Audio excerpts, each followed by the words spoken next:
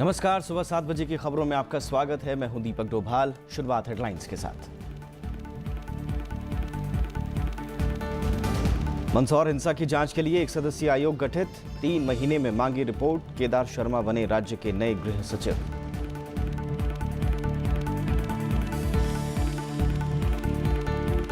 चुनाव आयोग ने मांगा अवमानना का अधिकार। कानून मंत्रालय को लिखी चिट्ठी, कहा पक्षपात करने जैसी अपमानजनक टिप्पणियों पर मिले कार्रवाई का हक।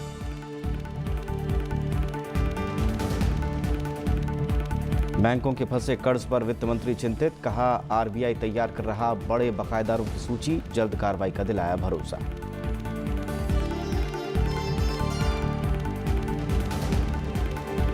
उपराष्ट्रपति का बेहतर समाज के लिए मीडिया की आजादी पर जोर, कहा प्रेस पर हमले से नागरिक अधिकारों पर बुरा असर, सूचनाओं तक पहुंच में बाधा नहीं बने सरकार।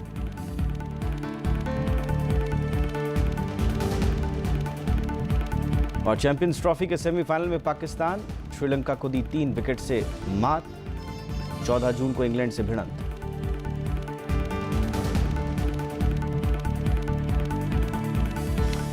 मध्य प्रदेश के मंदसौर में किसानों पर हुई गोलीबारी की जांच के लिए एक सदस्यीय जांच आयोग गठित किया गया है।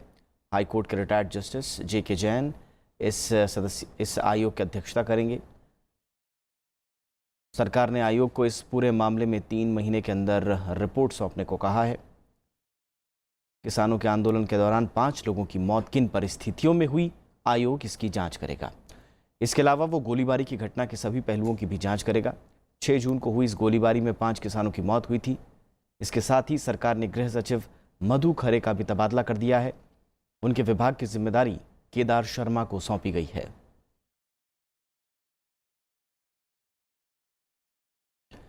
महाराष्ट्र में किसान कर्ज माफी के ऐलान के बाद इसकी शर्तों पर बहस छिड़ गई है। विपक्षी दलों ने इस घोषणा को तुरंत लागू करने की मांग की है। वित्त मंत्री ने कर्ज माफी को लेकर राज्यों को अपने स्तर पर काम शुरू करने को कहा है। महाराष्ट्र में किसान कर्ज माफी के ऐलान के बाद इसे लागू करने के तौर तरीकों पर चर्चा हो रही है। राज्य सरकार ने एक उच्च स्तरीय समिति बनाई है। समिति ख्याल रखेगी कि कर्ज माफी का फायदा अमीर किसानों को नहीं मिले। शिवसेना का कहना है कि किसान आंदोलन के कारण ही सरकार कर्ज माफी पर मजबूर है। ये उन्होंने जो आंदोलन किया उसकी ये सफलता है, ऐसा कह सकते हैं। और किसानों ने बहुत मेहनत की है और इस नतीजे पर सरकार इस नतीजे पर पहुंचे, उसके लिए उन्होंने बहुत कष्ट उठाए हैं।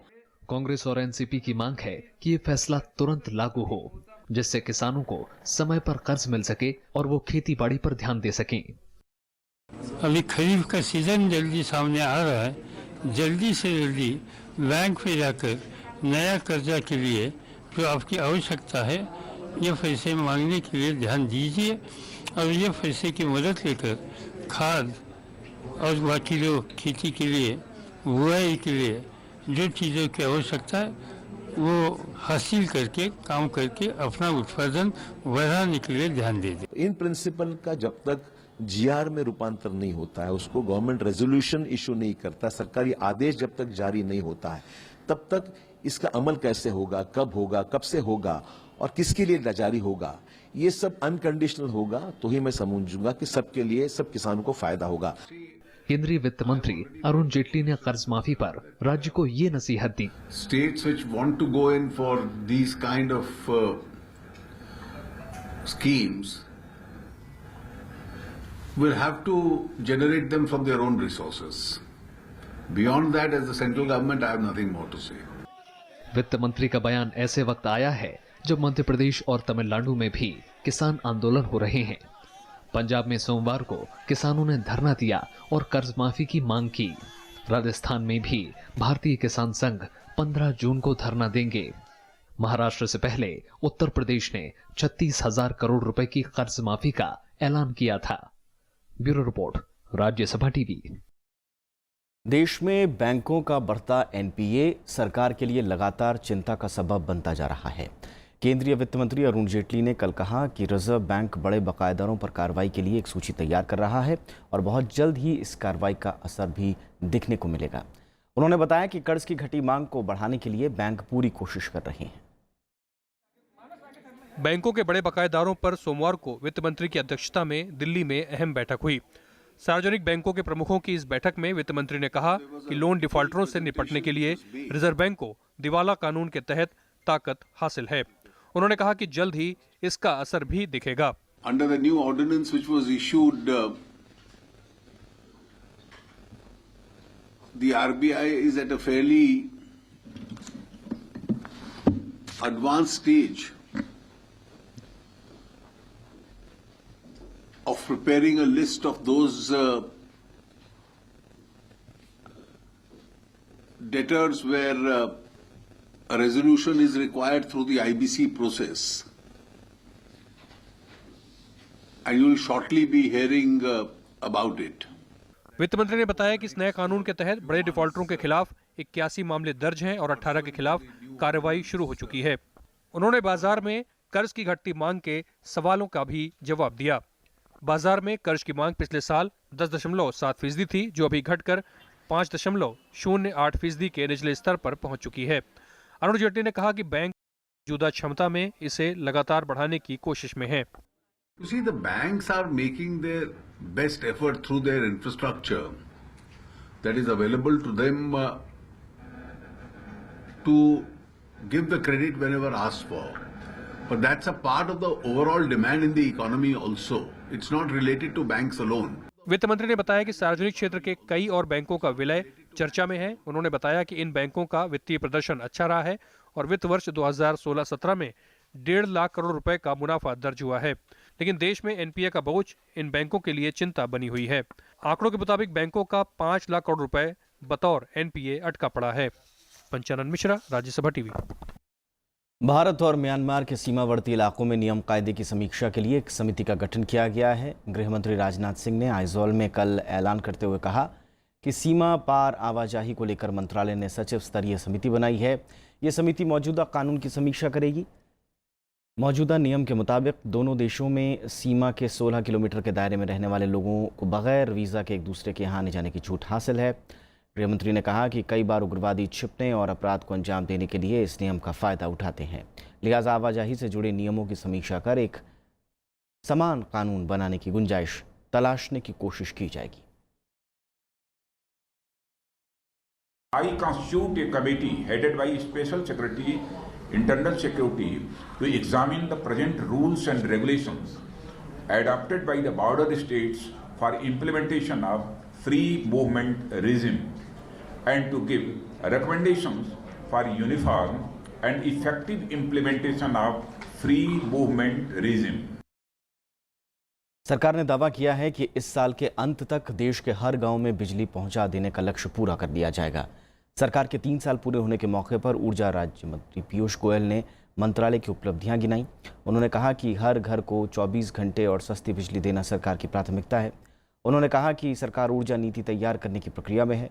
सरकार ने कहा कि उदय योजना की वजह से बिजली वितरण कंपनियों को हो रहे नुकसान में कमी आई है। पीयूष गोयल ने कहा कि सरकार देश में पर्याप्त कोयला देश में क्षमता है पर्याप्त कोयले की और दुनिया में कहीं से भी कोयला आयात करने की जरूरत नहीं है। We are in the process of drawing up energy policy which will be for next 25-30 years and will help India ensure that at all points of time we have the right energy mix. Of course, technologies keep evolving. You have new technologies coming up. So we will certainly be having an evolutionary policy or dynamic policy. चुनाव आयोग ने कानून मंत्रालय से उसकी ताकत बढ़ाए जाने को कहा है। आयोग ने उन शक्तियों की मांग की है जो अदालतों के पास होती हैं। इसके लिए आयोग ने एक पत्र भी लिखा है। दरअसल चुनावों के बाद कई मौक़ों पर राजनीतिक दलों ने चुनाव आयोग को घेरने की कोशिश की है। ताज़ा मामला ईवीएम विवाद का है। लगातार राजनीतिक दलों की बयानबाजी का शिकार हो रहे चुनाव आयोग ने सरकार से शक्तियों की मांग की है। आयोग ने सरकार से कहा है कि उसके पास भी अदालतों की तरह अवमानना का अधिकार होना चाहिए। इस मामले में निर्वाचन आयोग ने अप्रैल में कानून मंत्रालय को एक चिट्ठी भी लिखी थी। इसमें कहा गया है कि अगर आयोग पर झूठे आरोप लगाकर उसकी छवि बिगाड़ने की कोशिश की जाए तो आयोग ऐसे लोगों या राजनीतिक दलों को नोटिस दे सके और उनके खिलाफ कार्रवाई कर सके। चिट्ठी में चुनाव आयोग ने पाकिस्तानी चुनाव आयोग समेत कई दूसरे देशों के चुनाव आयोगों का उदाहरण भी दिया है, जहां उनकी छवि बिगाड़ने वालों के खिलाफ आयोग कार्रवाई कर सकता। फिलहाल ये मामला सरकार के पाले में है। खासकर मेरे टेबल पे इस तरह की चिट्ठी नहीं आई है, लेकिन अगर ये चिट्ठी आएगी तो भारत के संविधान के परिधि में और पार्लियामेंट इस तरह का कानून बना सकती है या नहीं, उसको सारों को एग्जामिन किया जा करके मेरा मानना है कि हम पॉजिटिव निर्णय लेंगे इसमें। आयोग की इस मांग को लेकर कुछ राजनेताओं ने सहमति भी जताई है। नहीं, ये बदले की भावना से नहीं किया जाना चाहिए, लेकिन चुनाव आयोग के पास सब तरह के हथकंडों से निपटने के अधिकार अतिरिक्त होने चाहिए। मैं भी इसका पक्षधर हूँ। चुनाव आयोग एक संवैधानिक संस्था है जो देश में संसदीय चुनाव के अलावा राष्ट्रपति और उपराष्ट्रपति जैसे महत्वपूर्ण पदों के लिए चुनाव कराती है।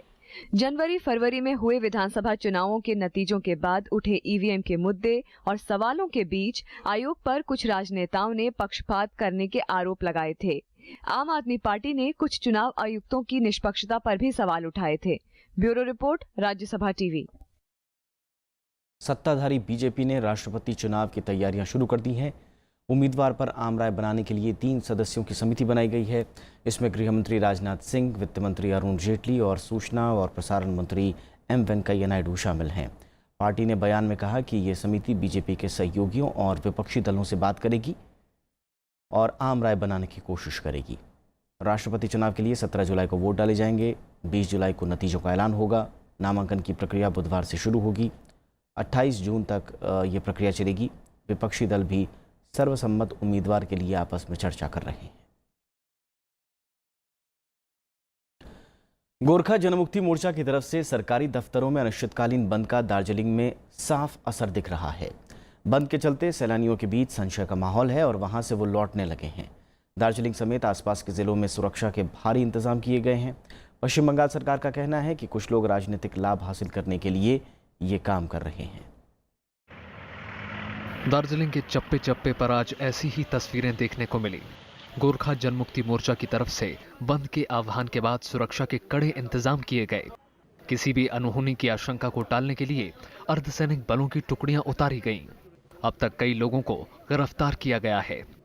Situation is under control and 3 persons have been arrested for yesterday's incident. Darjeeling और कलिम्पोंग जिले में बंद का सबसे ज्यादा असर देखने को मिला। ज्यादातर सरकारी दफ्तरों में कर्मचारी काम पर नहीं आए। हालांकि कुछ कर्मचारी इसके बावजूद दफ्तर पहुंचे। क्या देखेंगे, नहीं होने से तो चला जाएगा। फिर अब नहीं होने से चला जाएगा। क्या लगता है ऑफिस होगा जहाँ अटेंडेंस ठीक ठाक रहेगा? मालूम नहीं है, हम तो नीचे से आना पड़ता है ना सुबह, आगे बच्चे को छोड़ के। क्या देखेंगे। शहर में कई दुकानें भी बंद रहीं और जो खुली रहीं उनका मानना है कि अगर गोरखा जनमुक्ति मोर्चा दुकान बंद करने का आह्वान करता है तो वो बंद के साथ जाएंगे। सबसे ज्यादा असर सैलानियों पर पड़ा है और गोरखा जनमुक्ति मोर्चा के आह्वान के बाद पर्यटक आनन फानन में शहर छोड़कर जा रहे हैं। हम लोग का डिपार्चर 3 बजे है, लेकिन हम लोग 8 बजे सुबह, 7 बजे सुबह, 6 बजे सुबह निकल जा रहे हैं यहाँ से, क्योंकि कुछ भी रास्ता पे हो सकता है, ये हम लोग सोच लिया है। इसीलिए अगर ऑफिस दफ्तर बने तो शायद रोड पे भी कुछ प्रॉब्लम हो सके। दार्जिलिंग को तो फर्क पड़ेगा ही, लेकिन अब मोर्चा ने बोला है तो मोर्चा का पालन तो करना ही पड़ेगा। जो बोलेंगे मोर्चा उसका तो पालन करना ही पड़ेगा। दुकान तो जब बोले हैं कि बंद नहीं रहेगा तो दुकान तो बंद नहीं होना चाहिए। जब लास्ट में वो बोलेंगे कि दुकान बंद करना है तो वो भी किया जाएगा। गोरखा जनमुक्ति मोर्चा का दावा है कि बंद के लिए वो किसी भी तरह बल प्रयोग नहीं कर रहे, बल्कि लोग खुद इसके समर्थन में दफ्तरों का बहिष्कार कर रहे हैं। फिलहाल पूरे मामले में पार्टी केंद्र सरकार के हस्तक्षेप के इंतजार में है।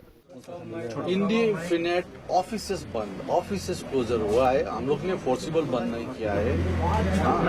अभी सेंट्रल गवर्नमेंट का इंटरवेंशन का हम लोग चाह रहा है तो सेंट्रल गवर्नमेंट इंटरवेंशन करे। वहीं पश्चिम बंगाल सरकार का कहना है कि राजनीतिक फायदा हासिल करने के लिए कुछ लोग इस आंदोलन को शह दे रहे हैं। This is a political game and for personal benefit of few person, they are spoiling the whole life of the Darjeeling people. Mamata Banerjee recently taken a decision to set up a secretariat at the hills. Bangla भाषा को स्कूलों में अनिवार्य किए जाने से शुरू हुआ ये आंदोलन अब अलग गोरखालैंड की मांग तक पहुंच गया है। Bureau report, Rajya Sabha TV. Akhilesh Suman हमारे संवाददाता इस वक्त हमारे साथ जुड़ चुके हैं। अखिलेश जी, हमने देखा बंद का व्यापक असर हुआ है, लेकिन सरकार की ओर से क्या बातचीत की पहल की कोई गुंजाइश दिख रही है? नहीं दीपक, ऐसा मैंने सरकार के किसी भी तबके से नहीं सुना। मैंने किसी भी राजनीतिक दल के लोगों से भी संपर्क किया, लेकिन किसी भी तरीके से अभी पश्चिम बंगाल सरकार की तरफ से कोई सूचना नहीं है कि वे गोरखा जनमुक्ति मोर्चा के साथ बात करना चाहते हैं। एक तरह से टकराव का पूरा वातावरण है। तृणमूल कांग्रेस और पश्चिम बंगाल सरकार पूरी तरह से यह बताने की कोशिश कर रही है गोरखा जनमुक्ति मोर्चा और गोरखा टेरिटोरियल एडमिनिस्ट्रेशन को कि हमारा अपर हैंड है, हम स्टेट के गवर्नमेंट हैं और जो हम कहेंगे वही आपको मानना पड़ेगा। तो ये एक तरह से इससे ज्यादा और रिएक्शन फैल रहा है। और आपको बताऊं दीपक की करीब 56,000 जो चाय बागान है उस आसपास में, दार्जिलिंग के आसपास करीब चाय बागान है, जो 56,000 करीब वर्कर हैं, मजदूर हैं उसमें काम करने वाले, वे सारे लोग अभी बेरोजगार हैं, वो भी नहीं जा पा रहे हैं इस पूरे इसमें कि वहाँ के लोकल लोग भी हैं, वहाँ के बाहर के लोग भी हैं।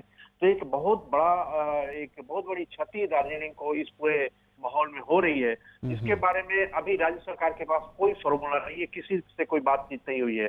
लेकिन इसी बीच गोरखा जनमुक्ति मोर्चा ने आज मतलब 13 जून को 1 बजे बैठक बुलाई है। गोरखा संबंधित जितनी राजनीतिक दल हैं, जितने समूह हैं वहां पे, उन सभी लोगों को उन्होंने बुलाया है और कोशिश ये कर रहे हैं कि उन सारे लोगों को एकजुट किया जाए। और चूंकि मामला वे गोरखालैंड की बात तक जा रहे हैं, इसे गोरखालैंड जैसे भावनात्मक मुद्दे को वे अपने पक्ष में बुलाने की कोशिश कर रहे हैं और उन सारे दलों को एकजुट कर रहे हैं। मैंने बीजेपी के लोगों से बात की, जो कि केंद्र सरकार में बीजेपी की सरकार है, उन लोगों से मैंने बात की कि क्या है उनका रिएक्शन। उन लोगों ने भी कहा कि ममता बनर्जी पूरे मामले को मिसमैनेज कर रही हैं, लेकिन उन लोगों ने भी कहा कि हम गोरखा टेरिटोरियल एडमिनिस्ट्रेशन के नेताओं के संपर्क में हैं और जैसा भी जरूरत होगा हम केंद्र सरकार को कहेंगे कि वो इस तरह का काम करे। लेकिन अभी कोई पहल किसी तरीके से इस पूरे हड़ताल को रोकने की कहीं पर भी नहीं हुई है। दीपक, बहुत बहुत शुक्रिया अखिलेश जी इस तमाम जानकारी के लिए। और एक छोटा सा ब्रेक लेते हैं, जल्द हाजिर होंगे।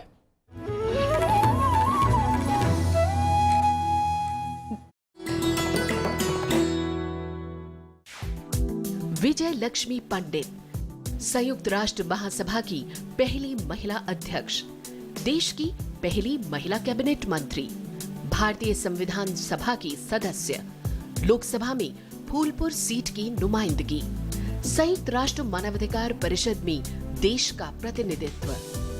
विजय लक्ष्मी पंडित के नाम है उपलब्धियां अनेक। नेहरू परिवार की ये सदस्य है देश की सफलतम राजनीतिज्ञों में से एक।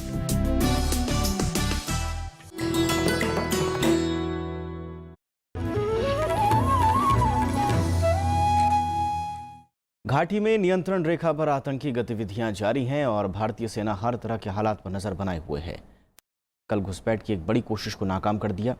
भारतीय इलाके से आतंकियों को खदेड़ दिया गया। इसके बाद कल देर शाम आतंकियों ने त्राल में सीआरपीएफ कैंप पर हमला किया, जिसमें 2 जवान घायल हुए हैं। जम्मू कश्मीर में सुरक्षा बल लगातार आतंकियों के निशाने पर हैं। सोमवार रात करीब 9:30 बजे पुलवामा जिले के त्राल में सीआरपीएफ कैंप को निशाना बनाया गया। आतंकियों ने त्राल इलाके में शहर के बीच स्थित कैंप पर ग्रेनेड लॉन्चर का इस्तेमाल किया। इस हमले में अर्धसैनिक बल के 2 जवान जख्मी हो गए। हमले के बाद से इलाके में सेना, पुलिस और सीआरपीएफ ने तलाशी अभियान चलाया है। दूसरी तरफ पुंछ सेक्टर में सुरक्षा में तैनात सैनिकों ने घुसपैठ की बड़ी कोशिश को नाकाम कर दिया। कल सुबह इलाके में संदिग्ध हरकत दिखाई देने पर जवानों ने तुरंत कार्रवाई की। दोनों तरफ से गोलीबारी भी की गई। इस बीच आतंकी जान बचाकर मौके से फरार हो गए। घटना के बाद इलाके में तलाशी अभियान चलाया गया। इस दौरान सुरक्षा बलों को पीठ पर लटकाने वाले 8 bag, combat jacket, grenade launcher, दूरबीन, रेडियो सेट, दवाइयां और रेडी टू ईट फूड बरामद हुआ। Bureau report, Rajya Sabha TV. उपराष्ट्रपति मोहम्मद हामिद अंसारी ने कहा कि बेहतर समाज के लिए आज़ाद मीडिया बेहद ज़रूरी है। मोहम्मद हामिद अंसारी ने आज़ादी के दौर में मीडिया की भूमिका को अहम मानते हुए ये कहा कि आज के दौर में भी मीडिया को सत्ता पर नज़र रखनी चाहिए। वे नेशनल हेराल्ड के स्मारक संस्करण के विमोचन के मौके पर बोल रहे थे। खींचो न कमानों को, न तलवार निकालो, जब तोप मुकाबिल हो तो अखबार निकालो। उपराष्ट्रपति मोहम्मद हामिद अंसारी ने मीडिया की ताकत पर जोर देते हुए कहा कि आजाद मीडिया समाज के लिए सिर्फ फायदेमंद नहीं बल्कि बेहद जरूरी है। उन्होंने पोस्ट ट्रुथ और वैकल्पिक तथ्यों के दौर में मीडिया की अहमियत पर जोर दिया। मोहम्मद हामिद अंसारी ने कहा कि मीडिया को लोकतंत्र के प्रहरी की भूमिका निभानी चाहिए। If press freedom is attacked, it will result in the jeopardizing of citizens' rights. When faced with unjust restrictions and the threat of attacks, self-censorship in the media can have the opposite effect, aiding the covering up of abuses and fostering frustration in marginalized communities. Mohammad Hamid Ansari ने कहा कि media के कामकाज पर राज्य को दखल अंदाजी नहीं करनी चाहिए। उन्होंने संविधान का हवाला देते हुए कहा कि आवाम के हितों के लिए मीडिया पर अंकुश लगाया जाता है, लेकिन इस बहाने राज्य को सूचना के प्रवाह पर लगाम कसने की कोशिश नहीं करनी चाहिए। By the same token, the state shall not impede the free flow of information that will go a long way in protecting and promoting the citizens' rights. The media, if it is to remain true to its calling, has to do likewise. उपराष्ट्रपति ने आजादी के दौर में media की भूमिका को अहम करार देते हुए कहा कि मीडिया हमेशा देश को जगाने का काम करता रहा है। नेशनल हेराल्ड के स्मारक संस्करण के मौके पर हामिद अंसारी ने ये बातें कहीं। इससे पहले संस्करण की पहली प्रति उन्हें भेंट भी की गई। इस मौके पर कांग्रेस उपाध्यक्ष राहुल गांधी ने केंद्र सरकार की कड़ी आलोचना की। उन्होंने कहा कि सरकार आलोचना की कोई भी आवाज बर्दाश्त नहीं कर पा रही है। The power of truth is being completely replaced by the truth of power. And anybody who attempts to say the truth, who attempts to stand for the truth, is pushed aside. Karnataka के मुख्यमंत्री सिद्धारमैया ने national की अहमियत गिनाते हुए कहा कि आजादी के दौर में इस अखबार ने बड़ी जिम्मेदारी निभाई। उन्होंने उम्मीद जताई कि आने वाले दिनों में नेशनल हेराल्ड उसी विरासत को आगे बढ़ाएगा। I am sure under the wise counsel of Congress Supremo, Srimati Sonia Gandhi and astute dynamism of Sri Rahul Gandhi, the National Herald will re-emerge as the potent voice of all right-thinking people of India. 20 जून को दिल्ली में इसके print संस्करण का विमोचन होगा। National Herald साप्ताहिक पत्रिका के तौर पर निकलेगी। Kriti Mishra, Rajya Sabha TV. Supreme court ने नीट परीक्षा के नतीजे पर लगी रोक हटा दी है। कोर्ट ने जल्द ही रिजल्ट जारी करने का आदेश भी दिया है। 3 हफ्ते पहले मद्रास हाईकोर्ट की मदुरै बेंच ने 8 जून को घोषित होने वाले रिजल्ट पर रोक लगा दी थी। इसके बाद सीबीएसई ने सुप्रीम कोर्ट में अपील की थी। इस रोक का असर 12 लाख परीक्षार्थियों पर पड़ा था। सुप्रीम कोर्ट ने सभी हाईकोर्ट से नीट 2017 के मामले में किसी भी याचिका पर सुनवाई न करने की अपील की है। मद्रास हाईकोर्ट में दायर याचिका में कहा गया था कि परीक्षा में एक जैसा प्रश्न पत्र नहीं दिया गया और अंग्रेजी और तमिल भाषाओं के प्रश्न पत्रों में बहुत फर्क था। सुनवाई के बाद कोर्ट ने 24 मई को परीक्षा परिणाम पर रोक लगा दी थी। केरल उच्च न्यायालय ने पोत परिवहन निदेशालय को उस मालवाहक पोत की जानकारी जुटाने को कहा है जिसकी टक्कर में 2 लोगों की मौत हुई। कोर्ट ने कहा कि पोत का जीपीएस चार्ट और परिवहन के आंकड़ों को जब्त किया जाए। इससे पहले कई विभागों के 15 अधिकारियों ने इस मामले में संयुक्त जांच शुरू कर दी। आपको बता दें कि शनिवार देर रात कोच्चि में एक मालवाहक पोत ने मछली पकड़ने वाली एक नौका को टक्कर मार दी थी, जिसमें 2 मछुआरों की मौत हो गई जबकि 11 घायल हो गए। जहाज पर पनामा का ध्वज था।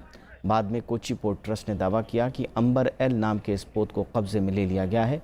हाईकोर्ट ने अब पोत परिवहन निदेशालय से इससे जुड़ी जानकारियां मांगी हैं। प्रधानमंत्री नरेंद्र मोदी और अमेरिकी राष्ट्रपति डोनाल्ड ट्रंप 26 जून को अमेरिका में मुलाकात करेंगे। प्रधानमंत्री 25 जून को अमेरिका के लिए रवाना होंगे। मुलाकात के दौरान H-1B वीज़ा समेत कई अहम मुद्दों पर चर्चा होगी। दोनों देशों के बीच रिश्तों और रणनीतिक भागीदारी मजबूत करने पर भी बातचीत होगी। आतंकवाद के खिलाफ लड़ाई का मामला भी दोनों के बीच अहम रहेगा। कई अंतर्राष्ट्रीय मामलों पर भी चर्चा होगी। राष्ट्रपति ट्रंप और प्रधानमंत्री मोदी के बीच ये पहली मुलाकात होगी। इससे पहले दोनों फ़ोन पर एक दूसरे से बातचीत कर चुके हैं। भारत और पाकिस्तान के बीच तनाव के दरमियान भारत ने पाकिस्तान के 11 कैदियों को रिहा किया है। भारत ने कैदियों को वाघा बॉर्डर पर पाकिस्तानी अधिकारियों को सौंप दिया। इन सभी कैदियों को पूरी सज़ा काटने के बाद रिहा किया गया है। अधिकारियों ने इसे सद्भावना संकेत करार दिया। हाल ही में प्रधानमंत्री नरेंद्र मोदी और पाकिस्तान के प्रधानमंत्री नवाज शरीफ की मुलाकात हुई थी, लिहाजा इस रिहाई को दोनों देशों के रिश्तों के लिहाज से अहम माना जा रहा है। औद्योगिक उत्पादन विकास दर पिछड़कर 3.1% रह गई है। ताज़ा आंकड़ों के मुताबिक अप्रैल में विनिर्माण, खनन और ऊर्जा सेक्टरों का प्रदर्शन खराब रहा। केंद्रीय सांख्यिकी संगठन के आंकड़ों के मुताबिक बीते साल अप्रैल में औद्योगिक उत्पादन सूचकांक यानी IIP 6.5% रहा था। CSO ने मार्च में IIP को संशोधित कर 3.75% कर दिया है। दूसरी तरफ दाल और सब्जियों की कीमत में गिरावट के चलते खुदरा महंगाई गिरकर 2.18% के रिकॉर्ड स्तर पर पहुंच गई है।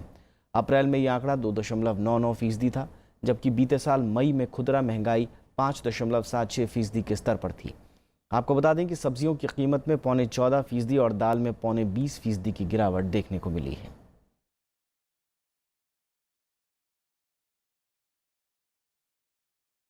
सोमवार के निशानेबाज जीतू राय और हीना सिद्धू ने ISSF विश्व कप में मिक्स्ड टीम एयर पिस्टल प्रतियोगिता में स्वर्ण पदक जीता है। दोनों ने 10 metre air pistol mixed team event में गोल्ड मेडल जीता। इस प्रतियोगिता में भारत का यह पहला पदक है। जीतू राय और हीना सिद्धू ने रूस को 7-6 से मात दी। पाकिस्तान ICC चैंपियंस ट्रॉफी के सेमीफाइनल में पहुंच गया है। कल हुए अहम मुकाबले में पाकिस्तान ने श्रीलंका को 3 विकेट से हरा दिया। श्रीलंका की टीम ने पहले बल्लेबाजी की और 49.2 ओवर में पूरी टीम 236 रन पर ऑल आउट हो गई। वहीं लक्ष्य का पीछा करने उतरी पाकिस्तान टीम ने 44.5 ओवर में 7 विकेट खोकर जीत हासिल कर ली। पाकिस्तानी टीम के कप्तान सरफराज अहमद शानदार बल्लेबाजी करते नजर आए और 61 रन बनाकर नाबाद रहे। 14 जून को पाकिस्तान का सेमीफाइनल इंग्लैंड से होगा, जबकि 15 जून को दूसरे सेमीफाइनल में भारत का मुकाबला बांग्लादेश से होगा। दिलकश आवाज से हर गज़ल प्रेमी के दिल में जगह बनाने वाले मेहदी हसन साहब की आज पुण्यतिथि है।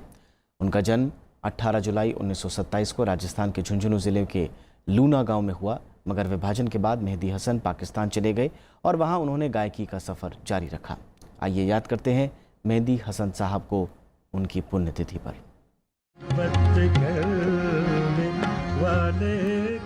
मेहदी हसन साहब की मखमली आवाज़ के दरमियान जब अल्फाज मौसीकी का दामन पकड़ती है तो गज़लें और जज्बात आपस में बातें करते हैं। मेहदी हसन साहब को शहनशाह गज़ल यूं ही नहीं कहा जाता, उन्हें मौसीकी विरासत में मिली। 1952 में वे कराची रेडियो स्टेशन से जुड़कर गायन के सिलसिले को जारी रखा।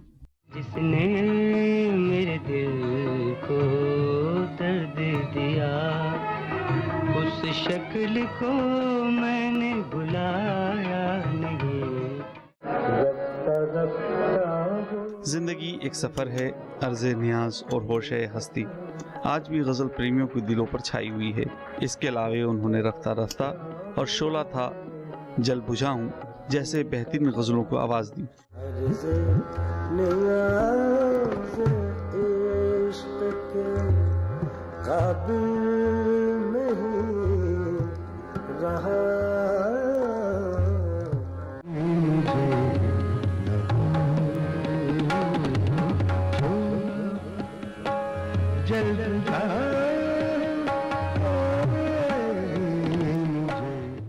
आज ही के दिन 2012 में मेहदी हसन साहब ने हमेशा के लिए इस दुनिया को अलविदा कह दिया।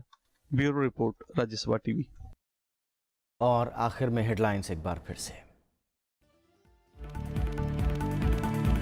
मंदसौर हिंसा की जांच के लिए एक सदस्यीय आयोग गठित, 3 महीने में मांगी रिपोर्ट। केदार शर्मा बने राज्य के नए गृह सचिव।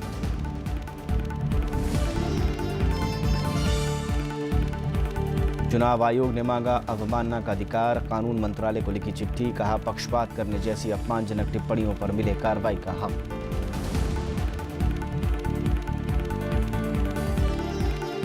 बैंकों के फंसे कर्ज पर वित्त मंत्री चिंतित, कहा RBI तैयार कर रहा है बड़े बकायेदारों की सूची, जल्द कार्रवाई का दिलाया भरोसा।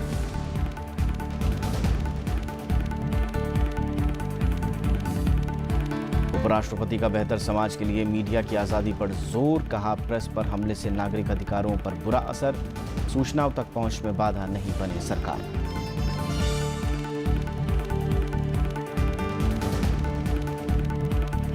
चैंपियंस ट्रॉफी के सेमीफाइनल में पाकिस्तान श्रीलंका को दी विकेट से मात, 14 जून को इंग्लैंड से भिड़ंत।